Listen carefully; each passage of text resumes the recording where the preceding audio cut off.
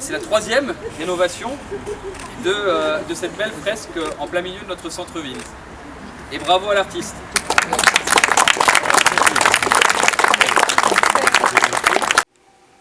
Peinture, en 2 mots. On en a pour 3/4 d'heure. Il y a eu, cette peinture existe depuis une trentaine d'années et faisait suite à un désir dans toute la vallée à remémorer un peu la petite histoire locale des gens de la vallée de la Fèche. C'est pour cela que vous allez en retrouver, vous pouvez encore retrouver plusieurs fresques représentant et de là des mineurs, et de par là des commerçants, et de par autre, que ce soit Famec, un peu toute la population active. Florange, c'était l'année dernière, je crois, j'ai eu un coup de téléphone du maire, qui m'avait demandé urgemment de me décider, parce qu'on avait mis du polystyrène, c'est à la mode actuellement, du polystyrène sur le mur, donc il y avait un choix à faire, c'est ou recommencer le mur, ou toucher mes droits, mais alors là, dans la négociation des droits, ça risquait d'être compliqué. J'ai posé la question à ma femme, je le fais, je le refais. La grande question, une semaine de cauchemar. Mais le problème, c'est que j'ai dit à ma femme, tu te rends pas compte, j'y ai pas ton ancien patron, directeur au Crédit Mutuel. Et elle-même, bah oui, c'est du passé, on s'en fout. Elle dit, touche les sous.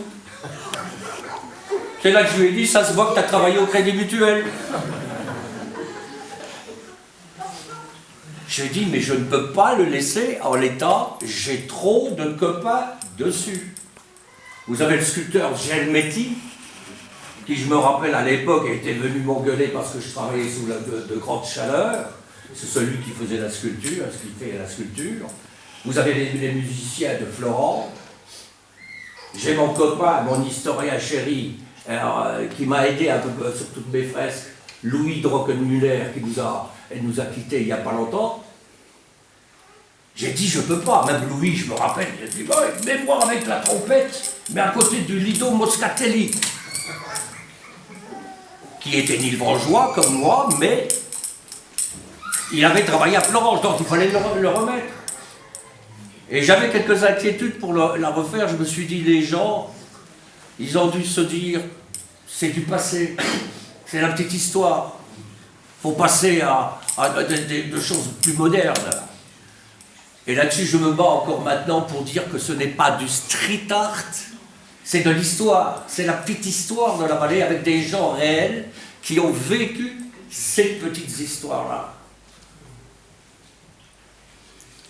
Donc, par rapport à Lido Moscatelli, quand j'ai su qu'ils avaient travaillé à Florence, je me suis dit, il faut que je me le voisse, je vais me le mettre dessus.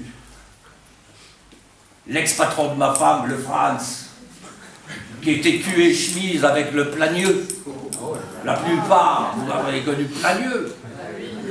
L'un votait à gauche, l'autre votait à droite, mais ils picolaient ensemble le champagne. Quelle belle unité! Et là, ça fait partie de mon histoire et du fameux circuit que je voulais réaliser. C'est l'histoire des petites gens. C'est l'histoire, la flamme même de notre vallée. Donc je me suis dit, que je sois malade, pas malade, que ça soit 12 mètres, 13 mètres de hauteur, Lucie, laisse-moi tranquille, je le fais. Et ce sera tout. Les élus, Madame le maire, Monsieur le député, Mesdames et Messieurs les membres du conseil municipal, Mesdames, Messieurs les Florangeoises et les Florangeois, Greg, Madame la présidente du conseil de fabrique et les membres du conseil de fabrique ici de la ville de Florange. Je suis content de l'ordre protocolaire, effectivement, de vous avoir laissé raconter un peu la genèse de votre ambition historique, la petite histoire des gens de Florange, l'histoire de personnalités que vous avez connues et des gens qui ont des noms illustres dans notre vallée, sur Nilvange, sur Florange, et leurs liens, leurs amitiés.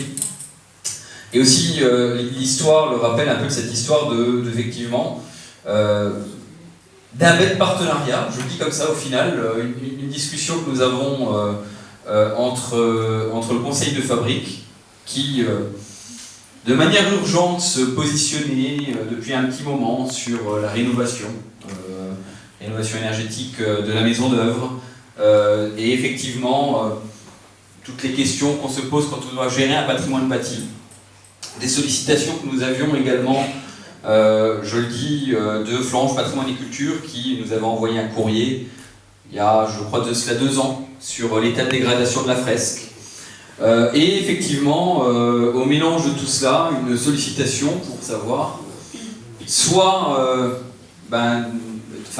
une difficulté que nous avions, parce que nous avions toujours entendu dire que sur du polystyrène, il était impossible, difficile, voire impossible de pouvoir réaliser ce type de fresque et ce type de travail artistique que vous en aviez fait, Greg, tout au long de la vallée et sur tout le périmètre de notre vallée.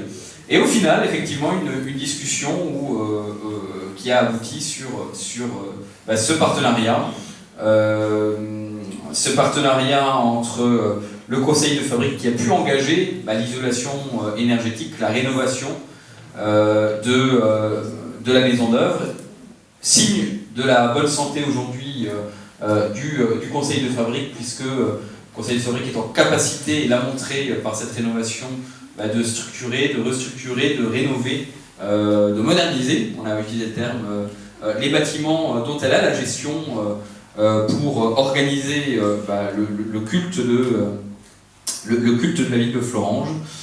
Et de l'autre côté, effectivement, la ville de Florange qui, dans le cadre de sa politique patrimoniale, vous attendez, Greg, de réaliser. Alors au départ, on parlait d'une bâche éventuelle sur laquelle qu'on pourrait poser, un peu comme on l'avait fait dans le passé, cette fresque que vous aviez fait, et savoir s'il était possible que vous puissiez nous le refaire sous ce format-là.